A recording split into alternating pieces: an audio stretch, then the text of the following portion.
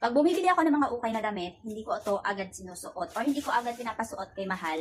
Binababad ko muna to sa mainit na tubig na may konting sunrocks na may sabon. Mga isang araw bago ko labhan at ipasuot kay Mahal. Tignan natin yung mga napili kong damit para kay Mahal. Sa iba guys, 51. Ukay na yun ah. Ito, 3.50 lang. Pangalawa. Ito, may konting damage pero okay lang. Tatanggalin lang natin yan doon. Gugupitin lang natin. Ang mahalaga, walang mga nakadikit na dumi dyan, yung mahirap tanggalin. Pawisin kasi si Mahal, kaya yung mga pinili ko sa kanya, yung mga dry fit talaga na damit. Yung mabilis matuyo. Tsaka presko. Tapos ito naman yung pangalawang, 3.50. Ito yung nagustuhan kong t-shirt. Ayan o, si Papay. Ang ganda. Ang ganda niya. Ito yung likod do. Ang ganda rin nito guys. Oh.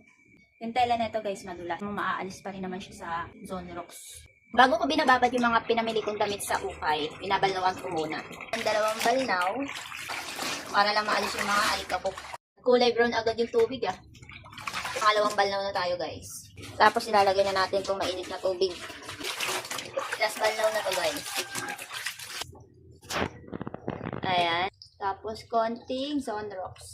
Haluin mo lang mainam para hindi magpupas. Papay na papay pa. Yan, sige go. Sige go. From ukay to okay na. Thank you for watching. Bye!